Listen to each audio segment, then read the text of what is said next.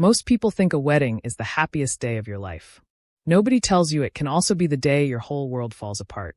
My name is Claire, and just hours before I was going to marry the man I loved, I found out a secret that broke my heart and made me want revenge. What happened next shocked everyone. Stay with me as I share my story from the beginning. I sat at the vanity in the bridal suite, watching the makeup artist dust the last bit of powder over my cheeks. The room was buzzing with voices, laughter, and the soft pop of champagne corks. At 27, I felt like I had finally reached the place in life I'd always dreamed of. Steady job as a school counselor, close family, and today, I was about to marry Lucas. Lucas was the kind of man people noticed instantly. Dark hair perfectly styled, the clean, tailored look of someone who knew how to carry himself, and that easy smile that made everyone feel important when he looked at them. My parents adored him from the moment we'd had dinner together. My friends joked he could probably charm a stone wall into conversation. He was smart, thoughtful, and reliable in a way that made me feel safe. I used to tell people that with Lucas, there were no games, no second-guessing, just certainty. Jenna, my maid of honor, was lounging on the couch behind me, one leg tucked under the other, swirling champagne in her glass. We'd been best friends since the second grade, back when we both wore our hair in uneven pigtails and thought peanut butter crackers were fine dining. Over the years, she'd grown into the kind of woman who could walk into any room and have every head turn. Long dark hair, perfectly arched brows, and that quick wit that made conversations feel electric. She'd been with me through every heartbreak, job change, and late-night phone call I'd ever had. If there was one person I could count on today, it was her. The suite felt like its own little world. My bridesmaids were scattered around, some fixing their hair in the mirror, others taking selfies against the floral wallpaper. The smell of hairspray mixed with the sweet scent of fresh bouquets lined up along the window ledge. My dress hung nearby, the lace catching in the soft morning light. Every few minutes someone would top off my champagne or hand me a small bite to eat from the pastry tray. I could hear my mom in the hallway, her voice just a little too loud as she gave instructions to someone about the table settings. An aunt was fiddling with her hat in the corner, muttering about pins. Outside, the faint sound of guests arriving drifted up, soft chatter, the shuffle of chairs, the distant laughter of children running on the lawn. It was exactly how I pictured my wedding morning, a blur of excitement, tradition, and love. Then I caught sight of Aunt Margaret, sitting in a velvet armchair across the room. She was watching me, not with the teary-eyed joy I expected, but with an expression I couldn't quite read, sharp, almost assessing. She didn't say anything, and when our eyes met, she gave the smallest smile before glancing away. I brushed it off, telling myself she was just overwhelmed by the day. Jenna set down her champagne flute and stood, brushing invisible wrinkles from her dress. "I'm just going to check the flowers and make sure the musicians are set up," she said, flashing me a quick grin. "Don't mess up your lipstick while I'm gone." I laughed, waving her off. "Go. I'm fine." Lucas was supposed to be getting ready with his groomsmen across the property. I imagined him straightening his tie, maybe cracking jokes to ease the nerves. The thought made me smile. For a moment, everything felt perfect. I had no reason to believe it wouldn't stay that way. I was halfway through adjusting the hem of my dress when the wedding coordinator, a woman whose calm demeanor I usually found reassuring, approached me with a frown I didn't want to see. "Claire, have you seen Lucas?" she asked, her voice low, careful not to alarm anyone yet. "No, why?" I tried to keep my tone light, hoping it was a silly misunderstanding. "He hasn't arrived for the pre-ceremony photos. I've tried calling and texting, but there's no answer," she said, her words landing like a weight on my chest. I froze for a moment, heart skipping. My mind ran through every possible explanation. Maybe he got held up with the groomsmen. Maybe traffic. Maybe no. No, I couldn't let my thoughts go there. I picked up my phone and sent him a message, then immediately called. Nothing.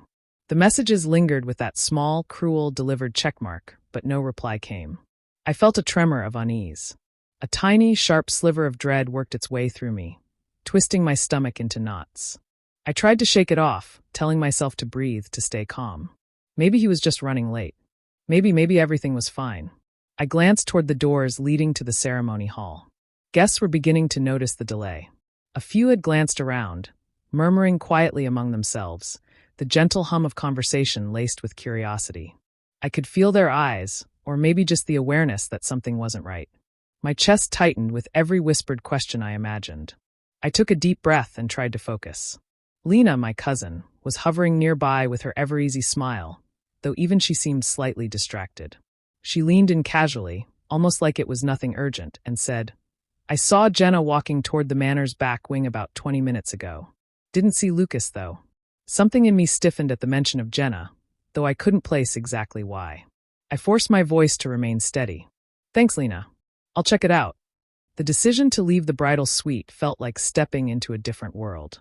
Every step I took toward the manor's back wing seemed louder than it should have, my heels clicking against the marble floors like a warning. My breath came a little faster, each exhale sharper than the last. I passed by rows of flower arrangements and empty tables set for the reception.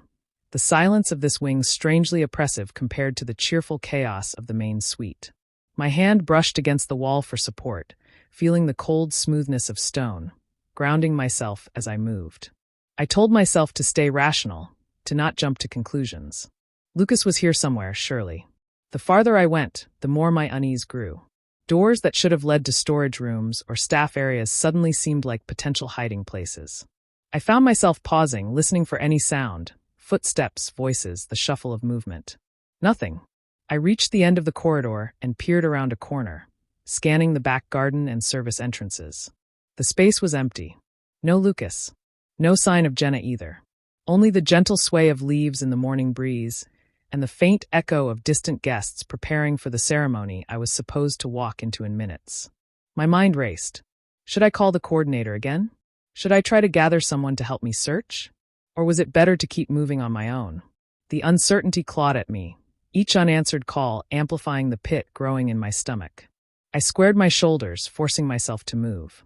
I couldn't just wait. I had to find him before it was too late. I moved deeper into the manor, leaving behind the muffled noise of the main hall. The polished floors reflected soft pools of light from the antique sconces lining the walls, and each step I took sounded unnaturally loud in the quiet. My heels clicked like a metronome counting down to something I didn't want to face. The air here felt cooler, carrying a faint trace of lavender from the cleaning products the staff must have used earlier. I kept walking, scanning the closed doors on either side of the hallway.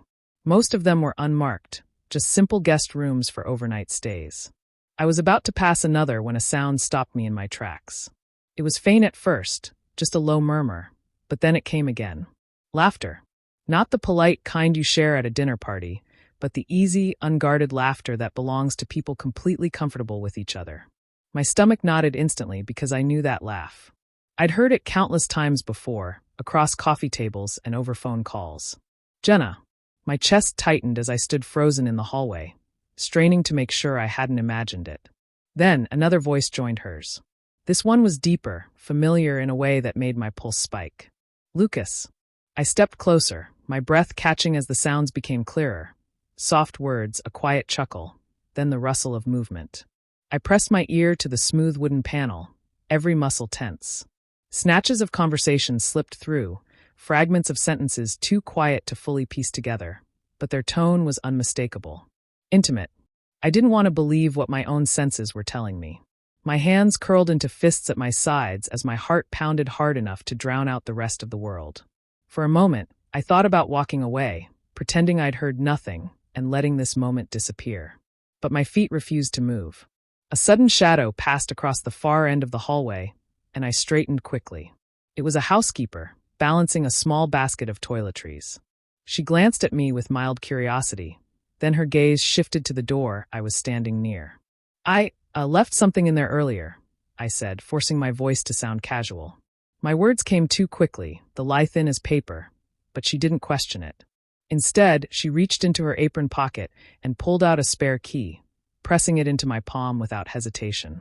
The cool metal felt heavier than it should. I swallowed hard, my fingers trembling as I fitted into the lock. Every click of the mechanism sounded like a drumbeat, echoing through my chest.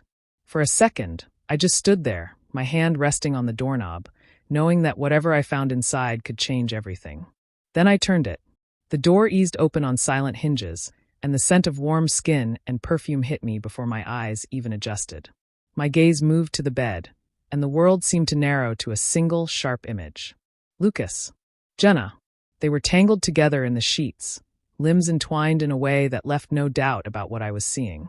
Both of them froze at the sound of the door, their faces snapping toward me. For a moment, there was no sound at all, no explanation, no apology, just the heavy, suffocating silence of being caught. For a long moment, I couldn't move.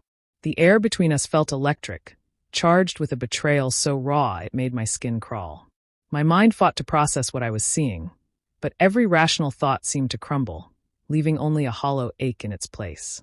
My chest tightened, but I didn't let it show. Not yet. Lucas's mouth opened, then closed, as if he were trying to form words, but none came out.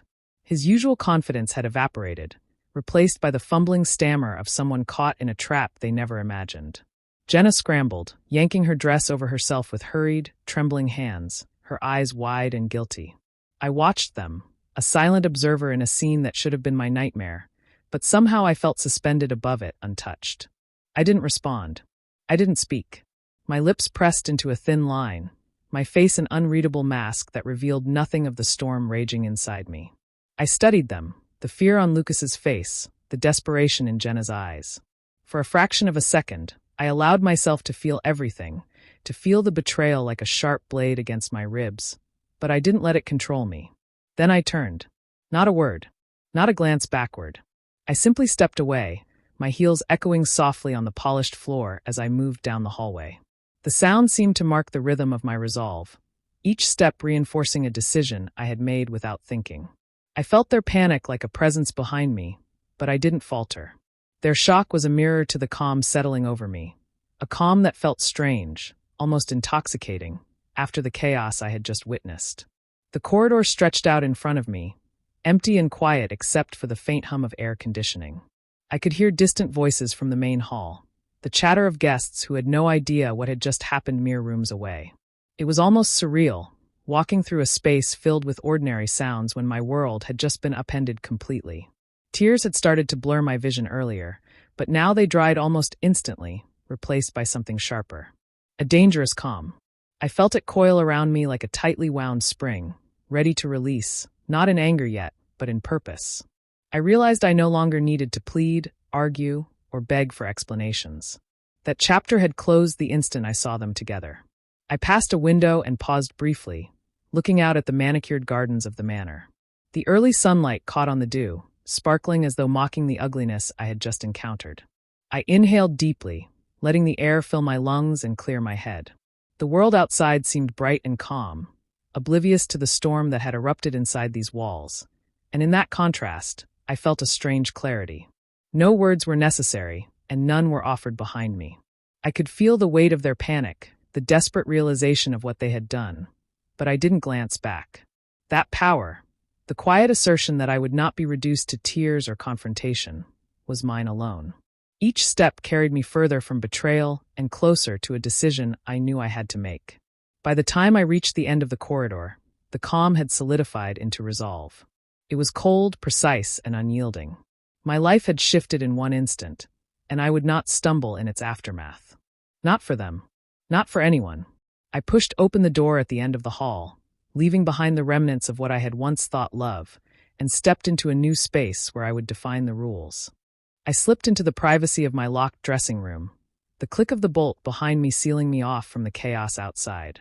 The quiet was a balm, though it also sharpened every thought racing through my mind. I picked up my phone and dialed Caleb's number, my fingers steady despite the storm inside me. "Caleb," I said when he answered, my voice calm even.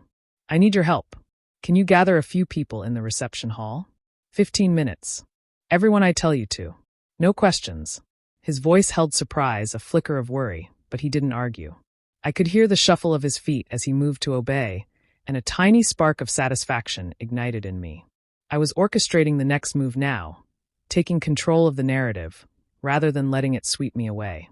I hung up and set the phone down, letting a moment of silence wrap around me. Then I turned my attention to the mirror.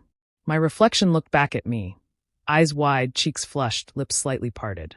For a heartbeat, I let the vulnerability of the moment linger. Then I began to rebuild. First, the lipstick. I applied it slowly, deliberately, each stroke a reaffirmation of control. The bold red color wasn't just for appearances. It was a declaration. I smoothed my veil carefully over my shoulders, making sure no crease betrayed the earlier turmoil.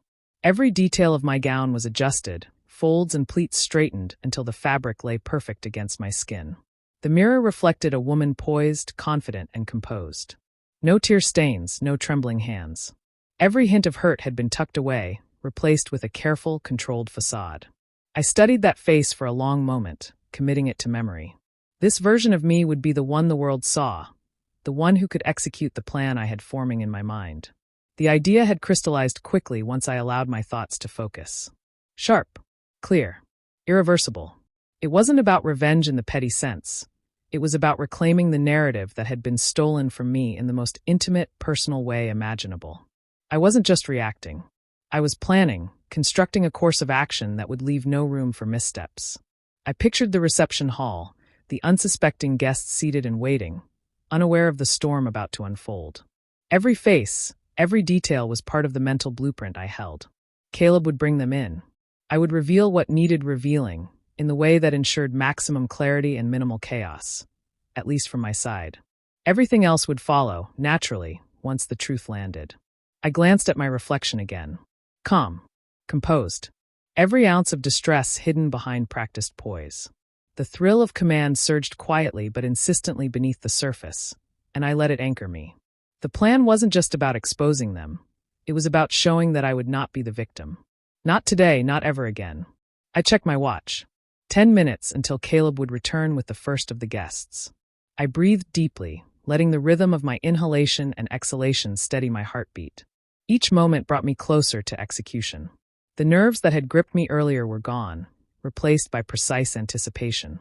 Finally, I allowed a tiny, controlled smile to touch my lips. Everything was ready. The world outside might still be unaware, the deceit hidden in plain sight, but I held the power now. Every move I had made, every decision in the last hour had led to this point. And when the time came, the plan would unfold exactly as I intended. The shuffling started before I even reached the microphone. Guests whispered to one another, eyebrows knitting in confusion. The usual rhythm of a wedding day, the music, the ceremony, the anticipated walk down the aisle, had been disrupted, and I could feel their curiosity ripple through the crowd like a wave. I didn't rush. I let them stew in it for a moment, letting the tension build, letting the uncertainty settle in. I stepped up to the microphone, my heels clicking softly against the floor. The polished wood beneath my feet reflected the soft glow of the reception lights, but I barely noticed. All I felt was the clarity of the moment, the certainty of the position I had chosen. I looked out over the crowd, taking in familiar faces, friends, family, colleagues, all waiting, watching, unsure.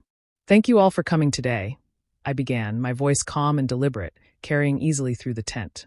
"I know this isn't what any of you expected, but I promise it's necessary. What I have to share is more important than any vows, more important than any ceremony." A ripple of murmurs moved through the audience. I could see their heads turning, their eyes searching, scanning for Lucas or Jenna, but neither appeared.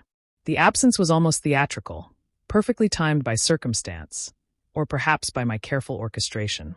Either way, the emptiness added weight to my words, and I let it linger. I could feel a subtle shift in energy, a tension threading itself through the crowd. Their confusion and curiosity were palpable, tangible. They leaned in slightly, unconsciously drawn closer to hear, to witness, to understand. This was my stage now, and I let the stillness carry my presence, my resolve, my control. Then, as planned, Caleb appeared. I hadn't needed to glance at him to know he was coming. He wheeled in the small projector and laptop, a quiet efficiency in his movement that mirrored my own. He set it up near the front of the tent, cables snaking neatly across the floor, while guests craned their necks, trying to piece together what was happening. I gave him a subtle nod, our silent signal that the next phase was ready. The projector's lens whirred softly, casting a dim glow over the screen. I could feel the crowd's attention tightening, their anticipation building.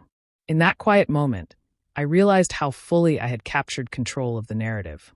The power was no longer abstract. It was physical, present, immediate. The microphone in my hand, the projector ready to reveal truths, the audience held in suspense.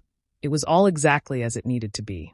I allowed my gaze to sweep over the crowd again, catching glances of familiar faces, measuring reactions, sensing the curiosity and tension like a living pulse. They had no idea what they were about to see, no inkling of the revelations about to unfold. That ignorance was crucial. I wanted them to feel the weight of truth without mediation, to watch the impact, to witness the consequences of betrayal firsthand. Every detail, every movement in that moment mattered. Caleb's hands hovered over the laptop, ready to press play. I adjusted the microphone slightly, feeling the power of silence stretch out before the first image illuminated the screen. The guests leaned forward collectively, the murmurs quieting, their eyes fixed. The moment had arrived, the truth was about to speak, and I was the one holding the stage. I breathed in slowly, letting the anticipation settle into a steady rhythm, and for the first time since the morning, I allowed myself a private, quiet satisfaction. The plan I had crafted so meticulously was unfolding perfectly. I took a slow breath, letting my calmness settle over the crowd like a heavy curtain. Trust, I began, my voice steady measured, is not something we give lightly. Loyalty isn't something that should be broken without consequence. The words hung in the air, deliberate and pointed, as I glanced briefly at the sea of faces before me. Each one of them leaned in a little closer, their curiosity and tension thickening. I pressed the remote in my hand, feeling the subtle click beneath my thumb, and the large screen flickered to life. Security footage appeared, grainy but unmistakable. There was Lucas, smiling, confident, unsuspecting, as he slipped down the hallway. Jenna followed, her expression smug, almost triumphant. The scene was simple, mundane even, but the implication was devastating. A murmur spread quickly through the audience, growing into sharp gasps and whispered questions. People shifted in their seats, some standing entirely, craning their necks to get a better view. Faces that had been warm and celebratory moments ago now registered disbelief, confusion, and a creeping sense of betrayal. I held their gaze calmly, letting them feel the weight of the moment without adding a single exaggerated gesture. The footage continued, capturing the brief but undeniable moment when they entered the guest room, the door closing softly behind them. It was brief, almost incidental, yet it said everything. I could see people exchanging glances, some whispering to neighbors, trying to process what they were witnessing. The denial was already beginning to crumble in real time.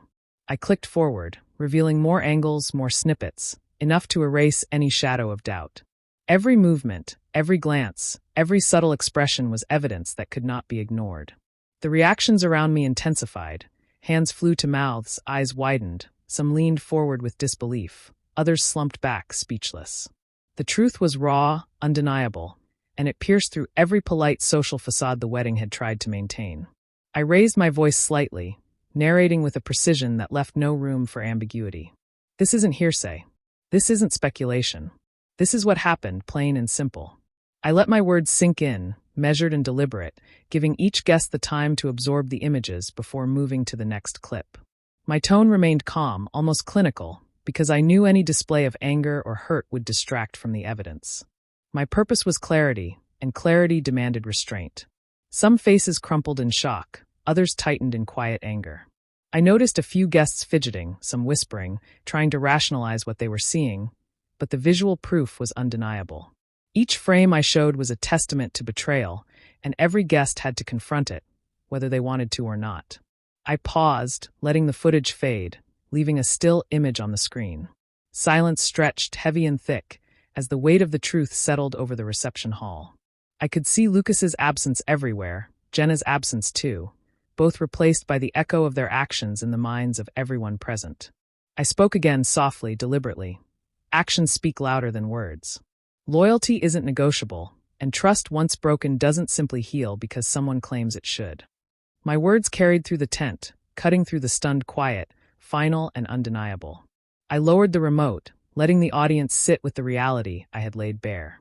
The images, the narration, the calm certainty in my voice, it all converged into one simple truth. There was no room for denial, no chance to argue, and no way to escape the consequences of what they had done. I didn't flinch as the door to the reception tent slammed open. Lucas stormed in, his face red with anger, chest heaving as he shouted for me to stop. I kept my gaze steady on the screen, letting his fury ripple through the crowd while I remained unmoved. Behind him, Jenna appeared, her face pale, eyes wide with panic, clutching at her dress as if it could somehow shield her from the judgment in the room. They tried to speak, their voices urgent, demanding explanations, apologies, anything to regain control, but the reaction of the guests made their words meaningless.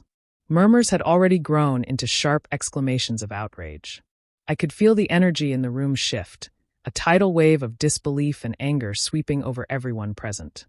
Attempts to rationalize or defend themselves were swallowed whole by the weight of what had just been revealed. I watched quietly as Jenna's parents stepped forward, their expressions taut with humiliation and disbelief. They grabbed her arms, pulling her aside in a firm, almost violent motion. I could hear snippets of their anger, sharp words that pierced the tense air, words that made it clear there would be no forgiveness, no excuses, no reprieve for what had happened. Jenna tried to protest, stammering, but the disbelief in their eyes shut her down completely. Meanwhile, Lucas's groomsmen shifted uncomfortably, avoiding his gaze. Some lowered their heads, shaking them slowly, a silent acknowledgement of disappointment and disgust. They had seen him in a different light, the charming, reliable man they thought they knew, and now they were confronted with his duplicity.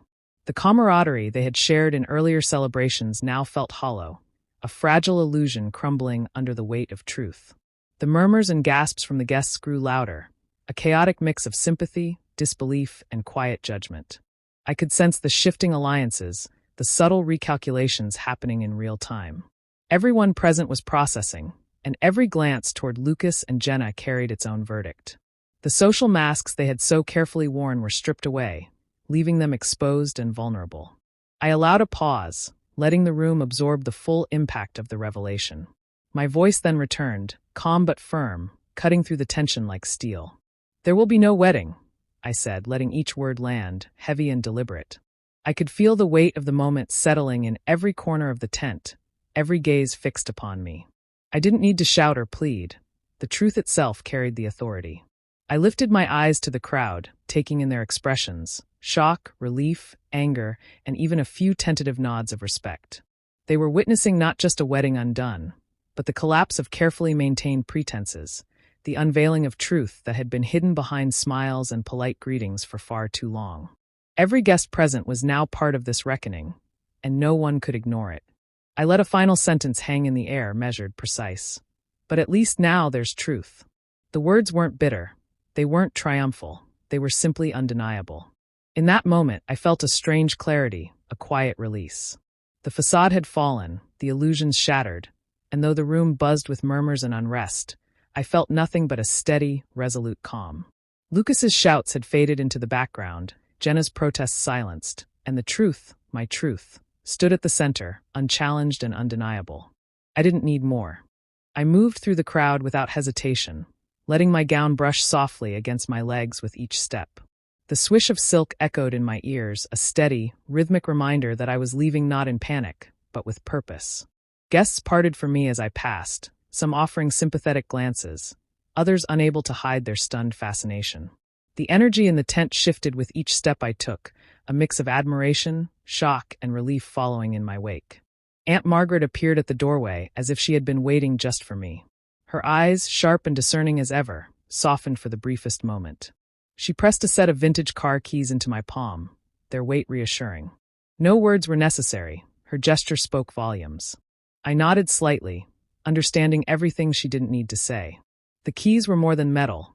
They were trust, support, and the freedom to leave everything behind. Caleb followed closely, a quiet presence beside me. I felt the steady thrum of his protective energy as he stayed a step behind, alert to any disruption, any threat. His silence was a comfort. It anchored me in the reality of my own control. I didn't need him to speak. His mere presence reinforced that I was not alone, that someone who truly cared for me understood the gravity of what had just happened and had my back. Photographers, who had been hired for the day's celebrations, now captured something entirely different. Cameras flashed as I made my way toward the exit, documenting my composure, the grace in my movements, the subtle strength in the tilt of my chin. I didn't pause, didn't pose. I simply moved forward, every picture a testament not to the celebration that had been planned, but to the assertion of my own dignity and autonomy. I could almost feel the shutter clicks translating into whispers among the crowd, a silent record of the moment I chose myself over betrayal.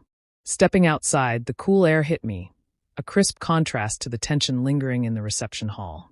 The world felt larger now, unbounded by the chaos I was leaving behind. Lucas and Jenna remained trapped in the wreckage of their own making, confined by the consequences they had ignored until it was too late. I didn't look back. There was nothing for me in their panic, no satisfaction to be gained from their humiliation. My focus was forward, on the open road, on the clarity that stretched beyond the walls of that tent. Sliding into the driver's seat, I felt the comforting grip of the steering wheel beneath my hands. I inhaled deeply, the air scented faintly with the flowers that had been so meticulously arranged inside. The engine's purr was steady, reassuring, a tangible symbol of motion and momentum. With a deliberate push, I drove away from the life I thought I wanted, leaving behind the shattered illusions of Lucas and Jenna, the murmurs of the guests, and the chaos of a wedding undone. Through the windshield, the venue receded into the distance, a reminder that some chapters close abruptly, without ceremony or fanfare, but that doesn't diminish their importance. I drove with nothing but intention, nothing but resolve, and the knowledge that while they faced the consequences of their choices, I had claimed my own freedom, untouched, unshaken, and undeniably myself. The road ahead was open, wide, and uncharted, but for the first time that day, it felt entirely, irrevocably mine. Weeks had passed since the chaos at the wedding, and the aftermath was undeniable. Lucas's reputation lay in tatters. Word of his betrayal spread quickly through the community. Former colleagues whispered behind his back, clients canceled meetings, and his carefully curated image of charm and reliability crumbled before everyone's eyes. Jenna's fall was quieter but no less definitive. She resigned from her job and moved out of town, leaving behind the life she had once so effortlessly controlled. As for me, I needed a space that was entirely my own. I moved into a modest apartment, a place where every corner reflected my choices and nothing reminded me of the betrayal I had endured. Here I could breathe, think, and start over on my terms. Each day was a small victory, arranging furniture, cooking meals just the way I liked, and reclaiming the routines that belonged to me alone. One afternoon, Aunt Margaret stopped by. She studied me with her sharp, approving eyes and said, "You've shown extraordinary strength, Claire. Not everyone could have walked away the way you did." Her words weren't just comfort. They were a recognition of everything I had endured and overcome. In that moment, I realized that rebuilding wasn't about forgetting or pretending it hadn't happened. It was about honoring my resilience, acknowledging my pain, and stepping fully into my own life without fear. The fire that tried to consume me had only cleared the path for me to stand taller, stronger, and more certain of myself than ever before. The world hadn't written my ending. I had, and I intended to live it fully, on my own terms, without looking back.